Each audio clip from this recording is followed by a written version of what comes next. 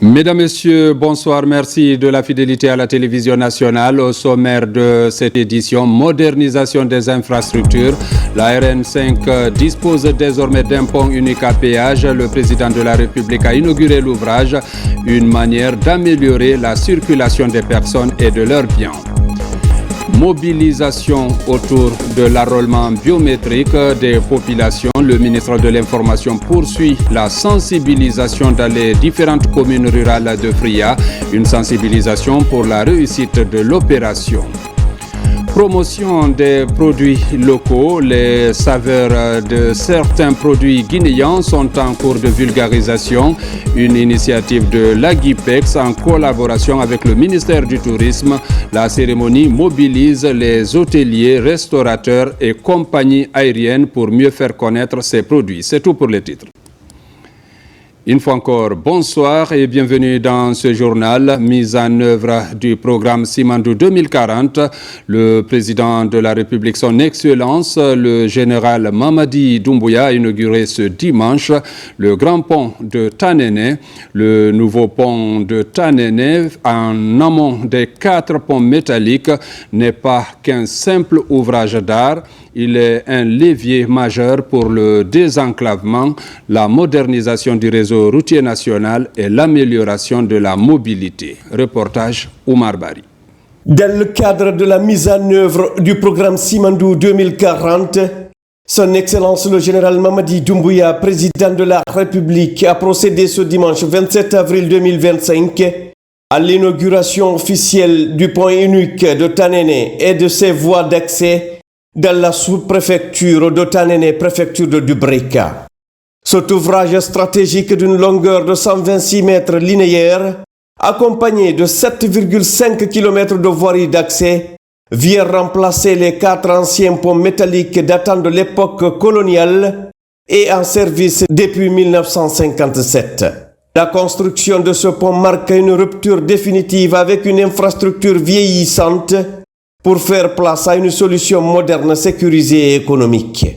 Le nouveau pont de Tanene n'est pas qu'un simple ouvrage d'art, il est un levier majeur pour le désenclavement, la modernisation du réseau routier national et l'amélioration de la mobilité. Doté d'un système de péage moderne à 8 voies, il contribuera également à la régulation du transport routier, tout en générant des ressources pour l'entretien des infrastructures. Lors de la cérémonie, plusieurs discours ont souligné l'importance stratégique de cette infrastructure. C'est le préfet de Dubrika qui a ouvert les interventions. Mesdames et messieurs, aujourd'hui marque une immense fierté et un moment capital dans la vie de notre préfecture, mais aussi celle de toute la nation. Ce pont unique à péage que nous inaugurons en ce jour solennel n'est pas seulement une construction matérielle, mais un témoignage de courage, de la vision et de la détermination qui anime le bâtisseur de notre pays, le président général Mamadi Doumbouya. C'est justement ce qui lui vaut aujourd'hui le soutien indéfectible de la population guinéenne en général. Dans sa majorité, pour sa continuité, particulièrement celle de Dubreka. Le ministre des Infrastructures et des Travaux publics, Mohamedou Abdoulaye Diallo, a mis en lumière les efforts remarquables réalisés depuis 2021 sous la direction du chef de l'État, son Excellence, le général Mamadi Doumbouya. Ce projet a été inscrit en bonne place dans le cadre de sa vision pour une Guinée moderne dotée d'infrastructures nouvelles. C'est donc l'aboutissement d'un travail acharné qui a démarré un matin le 18 janvier 2023, date de pose de la première pierre de cet ouvrage gigantesque. Les 4 anciens ponts métalliques de Tanene, depuis leur construction en 1957, ont assuré le passage sur le fleuve Concouré. Cependant, avec le temps et l'usage des ouvrages survenus, sont devenus vétustes, inadaptés aux réalités de notre époque, mettant sérieusement en péril la stabilité et la sécurité de nos concitoyens. Chacun de nous a en mémoire les interminables embouteillages, les traversées, des 4 ponts, parfois des heures à attendre, perturbant gravement la vie économique dans la région, qui représente un axe névralgique pour notre économie. Ainsi, l'infrastructure que nous avons l'honneur d'inaugurer ce jour se compose d'un pont moderne de 126 mm de longueur en 2 fois 1 voie, symbole d'une transition entre un héritage du passé et une ambition résolument tournée vers le futur. 7,5 km de route bitumée servant de voies accès et 1,2 km de route communautaire. Un poste de péage et pesage routier de dernière génération, doté de 8 cabines, un poste de sécurité, un bâtiment administratif, des toilettes grand public et autres aménagements connexes. La mise en place du système de péage-pesage routier est une avancée majeure pour notre pays. Le péage contribuera au financement durable de l'entretien de nos routes. Le pesage, quant à lui, permettra de préserver la chaussée en régulant la circulation des véhicules en surcharge et en garantissant une sécurité de longévité à nos infrastructures. Ce nouveau pont et ses ouvrages connexes permettront d'assurer la facilitation de la circulation des biens et des services, l'amélioration de la fluidité du trafic routier, la réduction significative du temps de transport et surtout soutenir la dynamique des activités économiques dans la zone. Cette infrastructure est un symbole de progrès, un vecteur de développement, un lien entre nos populations, entre nos régions, entre la Guinée et ses pays voisins. C'est dire combien de fois cette réalisation cadre avec votre vision Simandou 2040. Cette réalisation s'inscrit dans le 3e pilier du programme Simandou 2040, à savoir infrastructure, transport et technologie. Le pont de Tanene vient ainsi s'ajouter à une série d'infrastructures majeures réalisées depuis septembre 2021, parmi lesquelles plus de 1000 km de routes, plusieurs centaines de voiries urbaines, les échangeurs de Kagbelin du kilomètre 36 et de Bambeto, ainsi que les ponts de la Sumba et du fleuve Sankarani pour ne citer que celle-là. Le président du conseil d'administration du fonds d'entretien routier ainsi que les représentants des entreprises Ledic et Sogea Satom en charge de l'exécution des travaux ont également salué la collaboration avec les autorités guinéennes et la qualité technique des ouvrages livrés. La mission du fonds d'entretien routier, c'est la mobilisation des ressources privées et publiques pour financer l'entretien routier et l'investissement routier en République de Guinée. Et donc c'est dans cette optique que de faire obtenir sur le marché financier le financement de ce projet, un projet de pont de 126 mètres linéaires et une route de 7,5 km de route et un poste de péage de 8 voies, 4 voies aller, 4 voies retour pour les véhicules légers, les poids lourds, en remplacement des 4 ponts métalliques datant de 1957, soit 67 ans aujourd'hui. Le but, c'est de mobiliser des ressources pour financer l'entretien routier. Et ce type de péage et paysage se trouve partout dans le monde. En Guinée, c'est une première et ça va se dupliquer. On a des projets comme ça sur 3 axes cette année. Après ces projets, dans la vision Simandou 2040, nous allons continuer sur ces projets-là aussi. C'est la première fois que le pays se dote d'un projet à péage, à l'instar de tous les autres pays.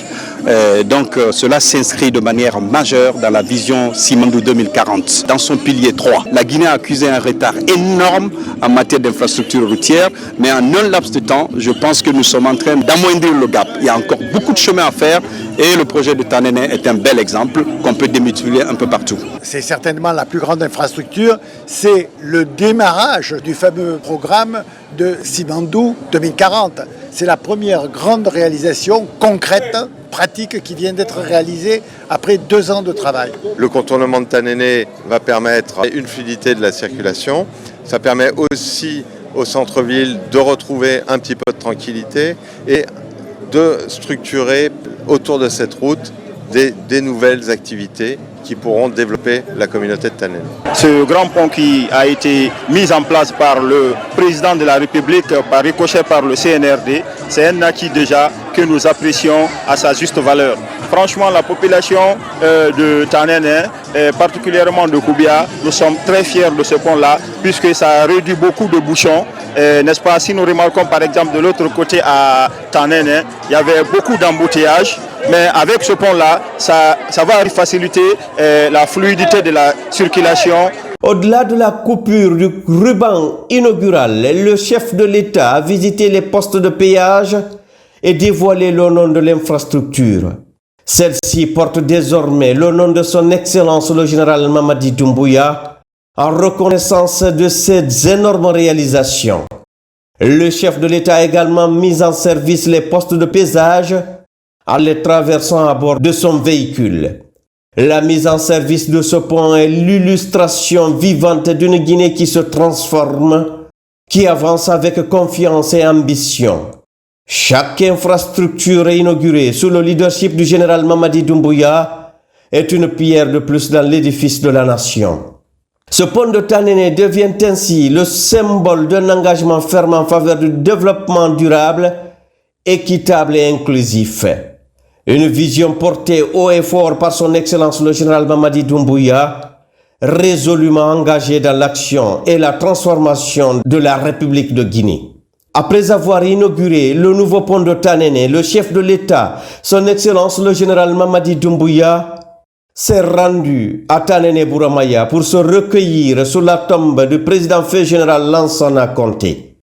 Par ce geste, le général Mamadi Doumbouya réaffirme une fois de plus son humanisme et son profond respect envers ceux qui ont dirigé la Guinée avant lui.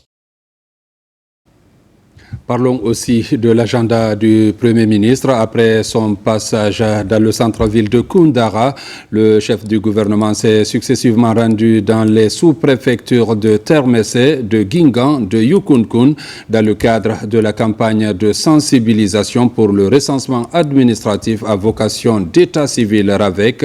Partout, les habitants apprécient cette opération à sa juste valeur. Reportage Ousmane Bangoura. Le Premier ministre, chef du gouvernement, poursuit son séjour de travail à Badjar. Amaouriba, accompagné du gouverneur de la région administrative de Boké et du préfet de Koundara, sillonne certains centres d'enrôlement. Objectif, échanger avec les populations, recueillir leurs préoccupations et les sensibiliser au recensement administratif à vocation d'état civil. La majeure des populations qui viennent ici n'ont pas les extraits de naissance. Et aussi, ils disent qu'ils ont déjà déposé au tribunal la fiche d'identification du père avec, mais que les documents ne sont pas délivrés d'abord. Ici, à Saré Baïdo, les sages saluent les efforts du gouvernement, notamment en matière d'infrastructures et de services sociaux de base. Ils réaffirment également leur volonté d'accompagner le CNRD dans sa politique de refondation. En homme d'action, le chef du gouvernement arrive au centre d'enrôlement de Sarebayo pour s'enquérir du bon déroulement des opérations de recensement dans la localité. Sur place, le superviseur du centre indique les facteurs bloquants. Sarebayo est prêt à soutenir les idéaux pour témoigner tous les 14 districts. D'ailleurs, les machines nous manquent parce qu'il y a 14 districts, on n'a que 10 machines. Les 4 autres sont là en chômage. Ils ont besoin. La population a besoin, ils ont soif d'être recensés. Ils sont prêts. On n'a même pas besoin de sensibiliser parce que les gens attendent ça, patiemment. Face à cette situation, le Premier ministre invite les différentes communautés à se mobiliser massivement pour se faire recenser dans les délais impartis. Donc, monsieur le préfet, il y a 4 centres d'enrôlement qui n'ont pas de kit. Il faut que l'administration du territoire prenne les dispositions pour vous ravitailler le plus rapidement possible. Ça, c'est un. L'enrôlement est essentiel. Je ne veux pas entrer dans la justification pourquoi cet enrôlement est essentiel, mais c'est l'acte majeur qui permettra à la Guinée de passer le cap. Qu'est-ce que ça veut dire passer le cap? Si nous n'avons pas dit Donc wakilagol faut recenso enrola heba kaydi di munding hara à partir de ce moment-là faut wona citoyen de la République de Guinée. Poursuivant cette campagne de sensibilisation pour le recensement administratif à vocation d'état civil, la PNRAVEC, le chef du gouvernement s'est successivement rendu dans les sous-préfectures de Termessé, de Guingamp et de Yukunko. Les habitants de ces localités ont accueilli avec fierté cette visite historique du Premier ministre. C'est une très grande joie pour Guingamp. Depuis 1958, on n'avait pas vu un Premier ministre à Guingamp. Cette fois-ci, on a vu un Premier ministre. Ça, c'est dire que le président de la République aime Guingamp, le Premier ministre aime Guingamp, et toutes les autorités de la Guinée aiment Guingamp. Le recensement, présentement, nous avons 4 cars présentement à Guingamp qui fonctionnent 5 sur 5, matin et soir, nuit et jour, sans arrêt. Le recensement là, vraiment ça nous a fait beaucoup plaisir. Ça nous a fait beaucoup plaisir. Nos enfants ont souffert pour avoir les cartes d'identité, l'extrait de naissance, c'est pas facile. Mais aujourd'hui, heureusement pour nous, nous sommes satisfaits. Partout, le Premier ministre Amadou Ouriba a invité les citoyens à participer massivement au recensement. Recensement toujours, le ministre parrain de la préfecture de Fria continue à son tour sa campagne de sensibilisation des populations sur les enjeux de ce processus d'enrôlement en cours. Partout dans les sous-préfectures et districts de Sombori, Fana Souma exhorte les citoyens à se faire recenser pour participer aux différentes élections en vue dans le pays. Younous Atawel Kamara. Le ministre de l'Information et de la Communication poursuit sa série de sensibilisation des citoyens dans les différentes localités de la préfecture de Fria. L'initiative vise à conscientiser les populations sur les avantages liés à ce processus d'enrôlement enclenché dans le pays. Après un tour dans les districts et sous-préfectures, le parrain fait une visite guidée dans les locaux de la radio rurale de Fria. Dans le studio de cette radio de proximité, il s'adresse aux citoyens en langue du terroir pour mieux véhiculer les messages axés sur le recensement biométrique. Les médias jouent un rôle important, surtout les radios rurales qui continuent toujours à sensibiliser, à expliquer avec pédagogie à la population le processus d'enrôlement. La population doit se mobiliser. C'est un événement extrêmement important pour l'avenir de notre nation. Il faut se faire enrôler. Le projet de nouvelle constitution, le référendum qui pointe à l'horizon ou les élections qui sont annoncées, si vous n'avez pas la carte d'électeur, ça va être difficile pour vous de choisir. Et c'est important donc de se faire enrôler. À la maison des jeunes de la commune urbaine de Fria, les populations sont mobilisées pour écouter les messages de Fana Souma. Même mobilisation dans la sous-préfecture de Tormelin. Là aussi, les citoyens ont attentivement suivi les messages véhiculés par le ministre parrain de la préfecture de Fria. On ne m'a pas obligé de venir ici et je n'ai rien payé. Je vais informer les autres que cet enrôlement est gratuit.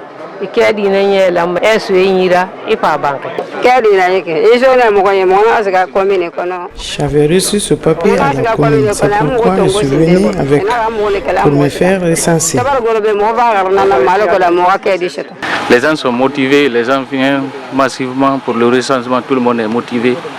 Les extraits de naissance, on prend en compte ça avec les jugements supplétifs et sa transcription, on travaille avec ces dossiers-là.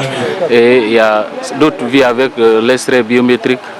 Donc on travaille avec les arts de dossiers parce qu'on nous a demandé 4 dossiers. Avant de quitter Sombori, le ministre de l'Information et de la Communication et sa suite ont rendu une visite de courtoisie à l'autorité morale. Au cours des échanges, il a largement expliqué aux sages la vision du chef de l'État, le général Mamadi Doumbouya, à travers son programme de refondation de l'État. Pour l'établissement de ce registre national des personnes physiques, le ministre de la fonction publique vient de sillonner 6 sous-préfectures de Guékédou dans ces localités frontalières avec la Sierra Leone et le Libéria. La nécessité de se faire enrôler a été largement expliquée par Faya François Bourneau. Reportage Mamadi Ternakamisoko. Nongoa, Wende Kenema et Fangamadou. Première étape de la tournée de sensibilisation du ministre du Travail et de la Fonction publique dans les sous-préfectures de Guékédou autour du recensement biométrique. Dans ces zones du bec du Perroquet, à la frontière avec la Sierra Leone et le Libéria, cohabitent plusieurs ethnies avec une forte mobilité humaine. L'étape est ainsi cruciale dans l'agenda du ministre Faya François Bourounou qui sollicite une adhésion massive de ces populations à l'établissement du registre national des personnes physiques en vue des prochaines élections dans le pays. Je sors de cet entretien très satisfait et l'occasion m'a été offerte de partager le message du président de la République. Vous savez qu'il avait pris l'engagement que cette année serait une année électorale dans le cadre du retour à l'ordre constitutionnel. Il y a plus d'une semaine, les opérations d'enrôlement ont démarré. Il nous a envoyés ici pour demander aux populations de s'enrôler massivement. Le même exercice dans les localités de Boundou, Bolodou et Kassadou. Les citoyens tendent une oreille attentive à l'émissaire du président de la République et leurs préoccupations sont prises en compte. On avait beaucoup d'inquiétudes parce que les pièces demandées, la plupart des paysans n'en avaient pas. Mais à partir du moment où vraiment on a facilité la tâche, vraiment nous sommes contents. Pour réussir l'opération, nous déjà dans les districts, les gens sont représentés dans les districts. Les présidents du district sont là, les chefs de terre, les chefs de ménage sont en train de faire la sensibilisation. Et la sensibilisation se fait pour que tout le monde se recense. Cette tournée se poursuit et Faya François Bourounou entend sillonner toutes les 11 sous-préfectures de Guékédou. Et dans les communes de la capitale, la gouverneure est sur le terrain également pour mieux expliquer aux populations l'enjeu de ces opérations de recensement biométrique. Reportage Moussa Bangoura, Ousmane Kamara. La présidente du conseil de ville poursuit son marathon auprès des populations à la base. Dans les communes de Bessia, Lambagni, Tombolia, Dixine, Matoto, Sanoya et Manéa, des sensibilisations ont été faites. Les messages étaient axés sur le recensement biométrique en cours, mais aussi expliquer à tous les avantages liés à l'obtention de ce document administratif. Un document qui donne à chaque Guinéen une identité numérique. Pour être un citoyen qui porte sa voix, il faut être recensé. Et au-delà de ça, on a parlé aux populations d'appuyer les autorités à travers le civisme. Se recenser, cela ne veut pas seulement avoir un papier d'identité en cas de contrôle. Non, ça vous fait gagner assez de choses. Ça a beaucoup d'importance, ça a beaucoup d'avantages. Les messages sont tombés dans de bonnes oreilles. Des engagements sont pris de part et d'autre afin que ces opérations d'enrôlement se déroulent sans fausse note. En ce qui concerne le recensement biométrique, il y a ce manque d'extrait de naissance ou de jugement supplétif auprès de certains des citoyens. Et c'est l'une des conditions sine qua non pour se faire enrôler. Le recensement administratif a vocation d'état civil. Nous les avons sensibilisés aussi, surtout les chefs de quartier, pour que les citoyens soient massivement mobilisés au niveau des centres d'enrôlement et que tous les citoyens, tout le public cible concerné soient recensés. En plus du recensement, l'assainissement a été aussi débattu. La gestion des ordures relève désormais des communes. À l'annonce des grandes pluies, le gouvernorat de Conakry compte organiser dans les jours à venir l'émulation entre les différents quartiers pour plus d'unités d'action contre l'insalubrité. À Koya, le mouvement Palou général Mamadi Doumbouya apporte son soutien aux actions de développement du CNRD. Il sensibilise sur les acquis du chef de l'État général Mamadi Doumbouya et encourage l'enrôlement biométrique des citoyens. Reportage Amadou Touré. La préfecture de Koya vibre déjà au rythme du mouvement Palou général Mamadi Doumbouya qui signifie bienvenue en Guérzé. Une initiative de soutien aux actions du président de la République, général d'armée Mamadi Doumbouya, voulue par la jeunesse de la localité. Il est l'œuvre des jeunes ressortissants de la région forestière en rapport avec ceux des autres régions du pays déterminés à porter les œuvres du chef de l'État. Nous avons choisi de le soutenir parce qu'il s'intéresse d'abord à l'éducation de la jeunesse. Il a construit des écoles, il a fait des routes. Il a allégé le panier de la ménagère. Il soutient les enseignants et chapeauté par tout cela par le projet Simandou 2040. Après la conquête de la ville de Koya, le mouvement compte s'implanter sur l'ensemble du territoire national avec des antennes dans les différentes villes du pays pour défendre le bilan du président de la République et inviter les citoyens à se faire recenser. Nous allons partir porte à porte, dire aux gens d'aller se recenser. Puisque dire que je vais voter pour quelqu'un, il faut que tu as une carte. Et pour que tu aies une carte, il faut te faire recenser. Ça sera notre travail dès demain matin. Bien sûr, nous avons l'intention de couvrir tout le pays, implantant tous nos antennes dans les différentes préfectures, sous-préfectures, même dans les districts. Le mouvement Palou Général Mamadi Doumbouya a peine né à ses antennes à Wankifon, à Maferenya, à Koya Centre et dans presque toutes les villes de la région forestière. Dans l'actualité encore, passation des marchés, le nouveau système est en cours de vulgarisation. La Banque mondiale appuie le projet. Il permet aux acteurs de procéder à une évaluation rapide de marché dans leur entreprise. Reportage Marie-Angélique Bangoura. Pendant 3 jours, ces experts ont échangé sur la méthodologie d'évaluation des systèmes de passation des marchés MAP avec les acteurs locaux concernés sur la question. La nouvelle version de la technologie MAP est un outil qui permet de faciliter le travail axé sur l'élaboration des marchés. Depuis cette réforme de 2018 à nos jours, on a pu quand même ressortir certains manquements ou certaines difficultés que nous avons dans le cadre de l'exécution de la mise en œuvre du Code des marchés publics pour après faire des propositions, des recommandations à travers un plan d'action aux différentes autorités. À l'issue de ces 3 jours de rencontre, nous retenons une nette avancée par rapport au diagnostic engagé par le gouvernement guinéen et par les partenaires techniques et financiers à travers la Banque mondiale, qui ont bien voulu initier une étude, une évaluation diagnostique par rapport à nos systèmes de passation de marché, chose qui aiderait à qualifier davantage nos principes d'action et notre manière d'agir par rapport à l'évaluation de marché. La MAP s'inscrit dans le sillage du lancement des objectifs de développement durable ODD.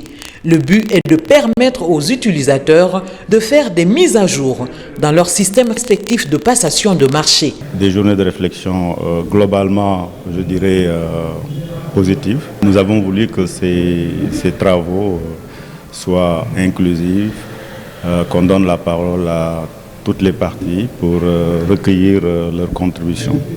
Les recommandations issues de cet atelier pourront entraîner ou favoriser la transparence à l'avenir. Il a été question d'éviter toute passation de marché sans réservation préalable de crédit et d'éviter le recours abusif des marchés de gré à gré. Le soutien des partenaires comme la Banque mondiale permet à la Guinée d'être au même niveau de maîtrise de la MAP pour améliorer la méthode d'implémentation de ces projets de développement. La région de Kindia a abrité récemment une rencontre de formation des chefs de brigade de la douane des 33 préfectures du pays sur les réformes liées au renforcement de la surveillance douanière, une formation assurée par Expertise France. Alpha Yassila. La douane guinéenne est à l'heure de la grande réforme du secteur économique et douanière. Les chefs de brigade des 33 préfectures de la Guinée se sont réunis ici à Kindia pour se familiariser avec la nouvelle réforme sur la surveillance douanière et la mobilisation des recettes. Nous conviendrons tous que cette démarche participative est la seule garantie de réussir notre réforme afin de mieux lutter contre le crime organisé, la fraude douanière et mobiliser davantage de ressources pour le bien-être de notre population. Les autorités ont jugé nécessaire d'organiser cet atelier à l'attention de tous les chefs de brigade de toutes les régions de la Guinée, les régions douanières de la Guinée, pour mieux les outiller, pour les accompagner et pour les préparer sur les nouvelles tendances, les nouvelles pratiques, les nouvelles formes de fraude et sur le contexte mondial. La rencontre de Kindia a permis aux chefs de brigade de se mettre aux diapasons de ses pairs de la sous-région. Nous vous promettons à la sortie de cette salle qu'il y aura un changement net de la mentalité, une amélioration dans tous les sens, notamment dans le cadre de la recherche et la répression de la fraude sous toutes ses formes. Au-delà de toute la formation que vous venez de recevoir, la rigueur de la loyauté, la résistance à la tentation, le tout dans le patriotisme, restent les conditions incontournables pour une réussite garantie. C'est un nouveau départ qui est entamé ici à Kindia après cette formation sur les réformes de surveillance douanière. Depuis sa création en 2009, IBS Group s'est imposé comme un acteur incontournable de la transformation économique en Afrique de l'Ouest. Pour célébrer ses 15 années d'activité, une cérémonie est organisée à Conakry. Compte rendu, Falilou Diallo, Mangamori Kamara. C'est l'événement qui marque les 15 années d'activité de IBS, groupe interafricain de Guinée. Ce groupe se veut un acteur incontournable dans la transformation économique et industrielle en Guinée, tout comme en Afrique de l'Ouest. Historiquement, notre job, c'est de pouvoir créer des ingénieurs, des techniciens, les certifier et pouvoir augmenter la valeur qu'ils ont pour leur famille. Nous embauchons aujourd'hui, la plupart du temps, des centres de formation, l'ENAM de Bokeh, l'ENAM de Beila, nos stagiaires. Donc au cœur de notre activité, c'est développer du talent local. Cet événement se veut également une rencontre d'affaires entre acteurs économiques et les différentes filiales de IBS. Des solutions intégrées couvrant des domaines comme l'ingénierie électrique, la construction, la maintenance industrielle, l'énergie, la logistique et les télécommunications sont explorées. Dans le projet Simandou, aujourd'hui on évolue surtout avec le client Rio Tinto. On construit leur base vie de 1300 logements sur Beila. Donc, pratiquement une mini-ville qu'on est en train de construire, que ce soit la centrale qui fournit l'électricité, les systèmes de traitement d'eau et tout ce qu'il faut. Donc du bâtiment à la fourchette, comme on aime dire. Pour les initiateurs de ce groupe, la mission est claire, connecter les territoires, développer les compétences locales et bâtir des infrastructures résilientes qui soutiennent l'industrialisation durable du continent. Et l'année 2024 marque une étape décisive avec l'acquisition stratégique d'Engelec, une entreprise de référence en ingénierie électrique. Au ministère de l'Agriculture et de l'Élevage, 200 tablettes sont mises à la disposition de la Direction nationale des services vétérinaires pour la fiabilité et la rapidité dans la remontée des données, un appui du projet régional de sécurité sanitaire en Afrique de l'Ouest et du Centre, ceci pour mieux lutter contre les maladies animales, notamment celles transmissibles à l'homme. Fodé Camara. Pour la surveillance des maladies animales, le programme régional de sécurité sanitaire en Afrique de l'Ouest et du Centre met à la disposition des cadres de la Direction nationale des services vétérinaires un lot d'équipements informatiques. En tout, 200 tablettes équipées de logiciels adaptés, un appui de la Banque mondiale pour répondre aux urgences de santé publique en temps réel. Bien avant l'implémentation de cet outil qu'on appelle EMAI Impresai, c'était la remontée classique des informations. C'est-à-dire un agent qui est par exemple à 1000 km de Conakry ou de la direction nationale peut notifier des événements, mais à travers un papier. Et ce papier-là doit être envoyé au niveau de la direction nationale. Vous imaginez combien de temps ça peut prendre. Mais à partir de ces outils, nous avons l'information en temps réel. Le programme régional de sécurité sanitaire en Afrique de l'Ouest et du Centre met une enveloppe de 106 millions de dollars à la disposition de la Guinée pour le renforcement du réseau de surveillance épidémiologique. Un combat dans une approche globale de santé animale, humaine et environnementale. Cela s'inscrit dans le cadre de la mise en œuvre du programme régional de sécurité sanitaire du ministère de la Santé et de l'Hygiène publique, du ministère de l'Agriculture et de l'Élevage, du ministère de la Pêche et de l'Économie maritime, mais aussi du ministère de l'Enseignement supérieur et de la Recherche scientifique. Et tous ces départements sont inclus dans la mise en œuvre de ce grand programme, qui est un programme décennal, donc de 10 ans. Dans le plan d'action de ce programme régional, en plus de ces 200 tablettes, il est aussi prévu la formation de 200 chefs de poste d'élevage et vétérinaires privés sur l'utilisation efficace de ces kits. Dans un contexte où la santé animale est étroitement liée à la santé humaine, à la sécurité alimentaire et à l'économie nationale, il est impératif de disposer d'un système d'alerte rapide, capable de détecter précocement les foyers épidémiologiques et de mettre une intervention rapide et ciblée. Principaux avantages de cet élan de numérisation, de la remontée des données, mettre toute la hiérarchie au même niveau d'information et faciliter les interventions.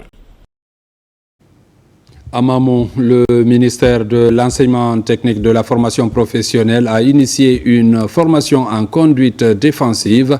La formation concerne 25 jeunes taxi-motos, un financement de l'Office national de formation et de perfectionnement professionnel qui vise à réduire les accidents liés à la non-maîtrise du code de la route. Moussa Komara.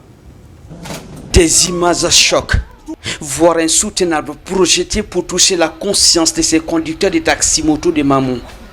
Au nombre de 25, ils sont invités à adopter une conduite préventive qui les évitera de se retrouver en situation critique. Nous avons estimé nécessaire de faire cette formation aux apprenants pour les sensibiliser, pour être plus prudents, plus précautionnés et surtout plus consciencieux. Cette formation de 4 jours est cruciale pour limiter les deuils dans cette ville carrefour.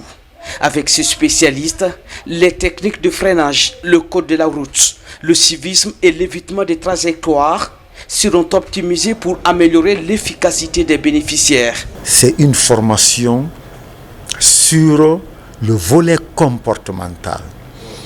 Il y a des pratiques, comment gérer une intersection, éviter un dépassement inapproprié, gérer la vitesse, parce que la vitesse est un facteur exponentiel d'accidents de conduite. Pour les bénéficiaires, c'est l'extage. Aujourd'hui, j'éprouve un sentiment de joie, de fierté pour cette formation que nous avons lancée aujourd'hui. Vraiment, je remercie l'ONFPP pour la diligence qu'ils ont pu répondre à notre plaidoyer. À Mamon, il y a plus de 10 000 conducteurs de taxi-moto. Dans les hôpitaux, ils sont les plus nombreux. Cette formation doublée de la sensibilisation pourrait atténuer le taux de mortalité. Religion avec la construction d'une église dans la préfecture de Sigiri. Les travaux avancent. Le conseiller du chef de l'État était sur le site pour s'enquérir de l'état d'avancement des travaux. Yamokaba. Dans le registre de la construction des infrastructures sociales de base, des efforts de l'État se développent à Sigiri. Plusieurs chantiers sont ouverts pour changer l'image de la ville aurifère. Sur le terrain, Papa Fofana pour s'enquérir de l'évolution de ce projet présidentiel. Entre l'attractivité et l'espoir d'un lendemain meilleur, le conseiller du président de la République rassure les habitants pour la garantie des infrastructures. Le projet concerne la construction d'une grande église. Une église de plus de 1500 places. Donc c'est en construction. Après cela, il y a le centre de formation que nous sommes en train de rénover. C'est quelque chose de jamais vu en Guinée. Investir sur la construction des édifices religieux pour l'église catholique guinéenne, c'est une première. Et l'évolution en quelque sorte du taux global des travaux, on peut l'estimer à 40% pour le moment. Nous avons ici 22 salles de classe. Et il y a une salle, y compris une salle de conférence pour les professeurs. Pour le respect du délai contractuel, des instructions sont données afin d'accélérer ces travaux très attendus. Nous sommes sur un projet de la mosquée, un projet présidentiel, et nous sommes actuellement arrivés à une étape qui est la fondation, qui a été faite en 2 semaines. Actuellement, nous sommes encore en préparation du dallage, mais on a encore des étapes à franchir. Nous avons un taux d'avancement aux alentours de 58 à 60%. Ce complexe est composé de 800 boutiques, plus 32 latrines.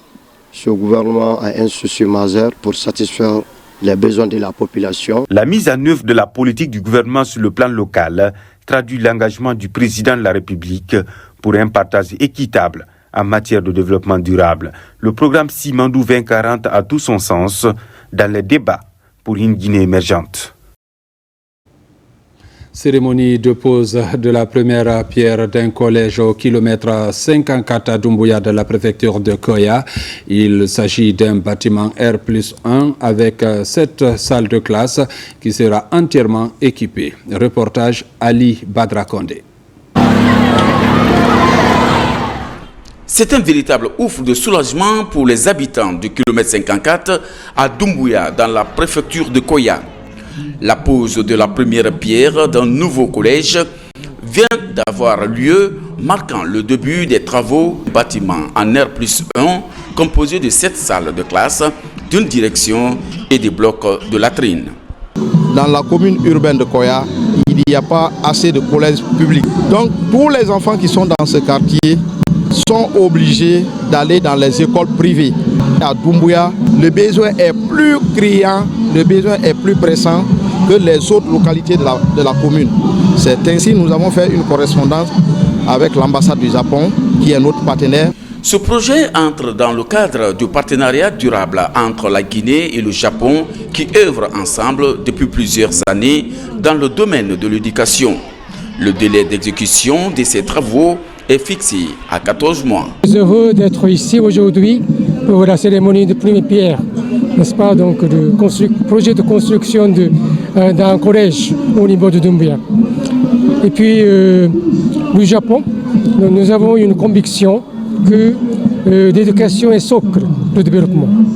C'est pour cela qu'on a déjà réalisé plus de 1100 classes au niveau national de la Guinée. Si le Japon vient à l'écoute de la population, construire, faire la pose de la première pierre de cette école collège qui va réduire les difficultés des enfants, ça me va droit au corps. Vraiment pour laquelle vous avez un engouement, tout le monde est content.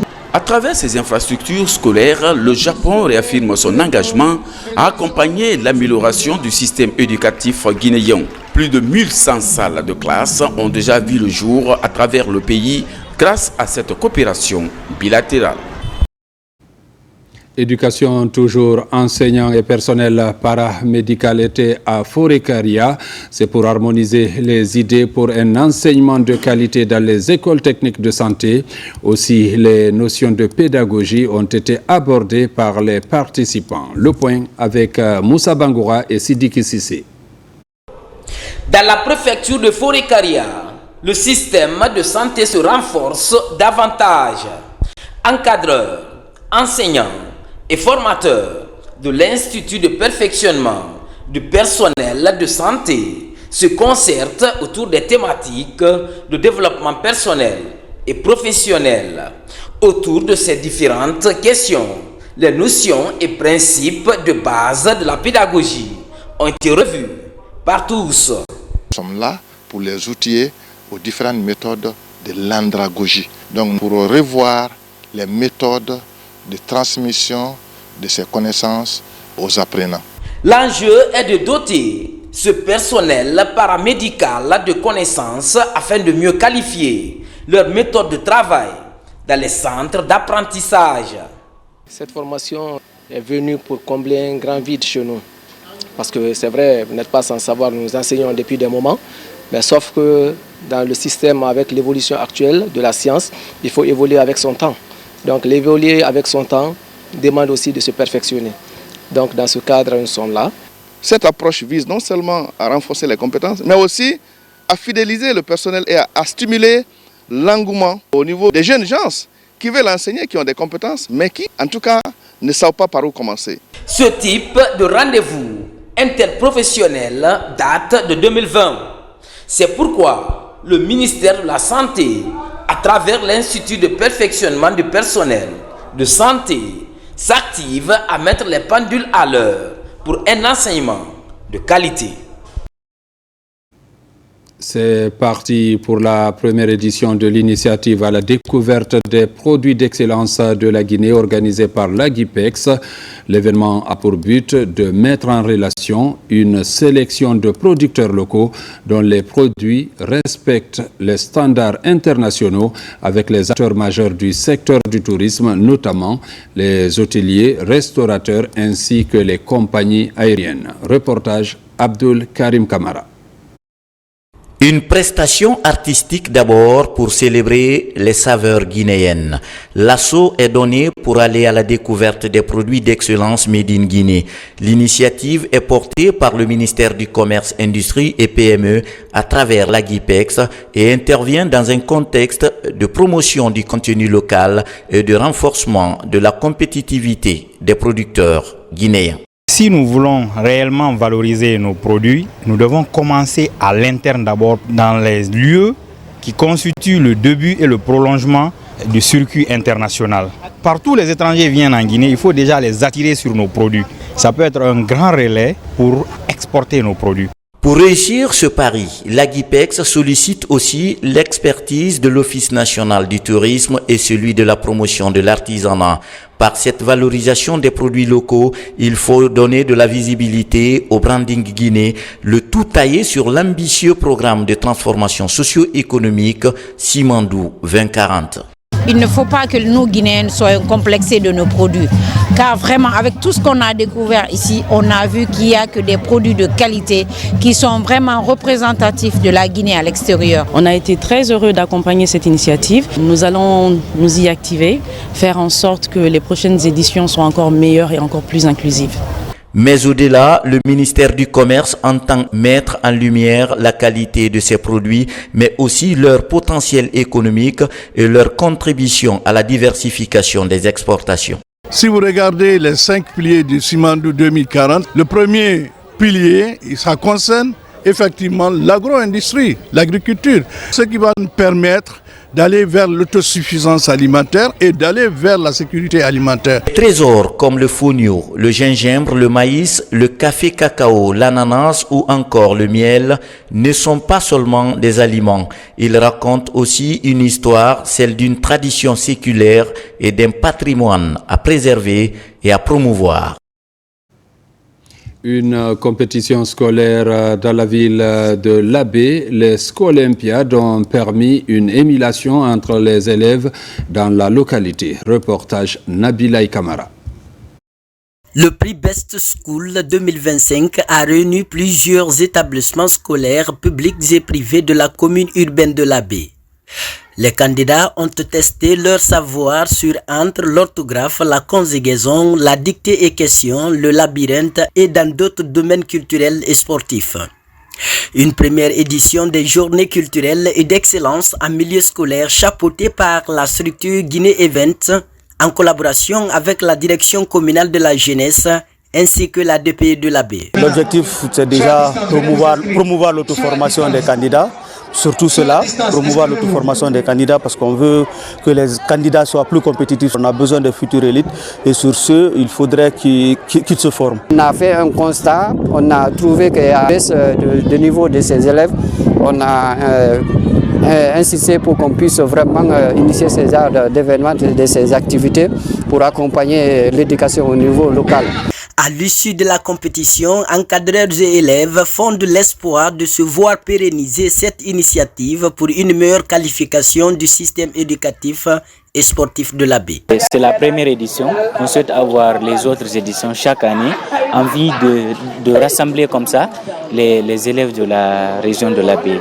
Envie que ça se développe un peu partout dans le pays. Nous souhaitons que celui qui va gagner ce prix-là, avec le processus de persévérance, qu'il obtienne encore un autre prix quand il sera au collège.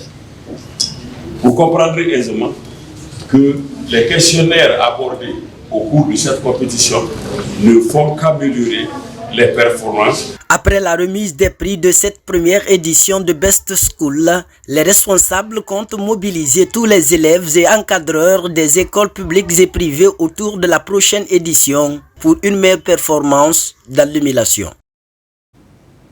À Conakry, la 17e édition des 72 heures du livre a offert un espace d'échange avec le public. Deux auteurs, Dr Selou Diallo et Mohamed Kondé, ont marqué cette journée par la dédicace de leur ouvrage. Entre réflexion institutionnelle et plaidoyer pour un journalisme d'éthique, leurs écrits ont captivé le public. Maïmouna Bella Diallo et Elhadj Sékou Sibi. Les 72 heures du livre ont été marquées ce jeudi par deux dédicaces majeures. La première concernait deux ouvrages de Dr Selou Diallo, écrivain et avocat, qui s'intéresse à la répartition des compétences normatives et au déséquilibre des rapports entre les organes politiques sous la 4e République. L'auteur y soulève la problématique de l'incohérence des textes et du cadre institutionnel qui régissait cette période. À travers des écrits, Dr Diallo apporte une contribution importante au débat institutionnel et juridique dans un contexte marqué par la refondation en cours. J'ai voulu écrire celui-ci, ce premier ouvrage, pour apporter un minimum d'éclairage sur le système normatif et préciser comment est-ce qu'il devrait fonctionner pour le bonheur de non seulement des acteurs publics, mais aussi des usagers que nous sommes. Le second est parti de la volonté d'apporter des idées nouvelles. Dans le cadre de la rectification institutionnelle, il nous a été promis par le CNRD et à l'espèce le général Mamadi Doumbouya de procéder à une rectification institutionnelle dans le cadre de la refondation. Le deuxième auteur à l'honneur, Mohamed Kondé, a attiré l'attention avec son livre « Le journaliste sans nom ». Il y décrit les conditions difficiles et exigeantes dans lesquelles évoluent les journalistes. Dans son ouvrage, il dénonce le clientélisme dans le milieu médiatique et plaide pour une moralisation et une professionnalisation du métier. Si vous croyez aux valeurs morales, les valeurs morales régissent autant. Les valeurs matérielles ne régissent pas autant. Si vous voulez être honnête, vous pouvez être de grands journalistes, respectés et riches en votre façon, mais en ne cherchant pas l'argent. Ces trois ouvrages ont suscité un vif intérêt parmi les participants. Tous ces apports qui mettent en lumière ce que nous avons au niveau des pouvoirs publics, ce que nous pouvons avoir comme attribution de X et Y, c'est le moment de bien les savoir, d'avoir des références qui peuvent nous mettre en lumière ce qui se fait de mieux ailleurs et ce qui se fait en Guinée, afin d'orienter les pouvoirs, disons, législatifs, mais aussi les pouvoirs qui ont la charge de la réglementation pour mieux apporter des améliorations au quotidien de la vie publique de notre pays. Ces dédicaces ont enrichi la 17e édition des 72 heures du livre en mettant en lumière des enjeux majeurs pour l'avenir institutionnel et médiatique du pays. Avant de boucler ce journal, nous vous donnons lecture de ce communiqué. Suite au décès de M. Jean-Paul Sarr, ancien ministre de l'Agriculture, le 24 avril 2025, des suites de maladies, le gouvernement, à travers le ministère de l'Agriculture et de l'Élevage, en rapport avec la famille du Dauphin, informe les parents, collaborateurs, amis et alliés du programme des obsèques comme suit. Mardi 29 avril 2025, 8h30, levée du corps à la morgue de l'hôpital Ignace Dine. 9h à 11h, symposium à l'honneur du Dauphin au Palais du Peuple. 11h30, messe d'enterrement à la paroisse Saint-Augustin de Taouya, suivie de l'inhumation au cimetière de Cameroun. Que l'âme de l'illustre disparu repose en paix. Amen. Le ministre de l'Agriculture et de l'Élevage, Félix Lama. Mesdames, Messieurs, c'est la fin de cette édition. Merci de l'avoir suivi et bonne suite de programmes sur la télévision nationale.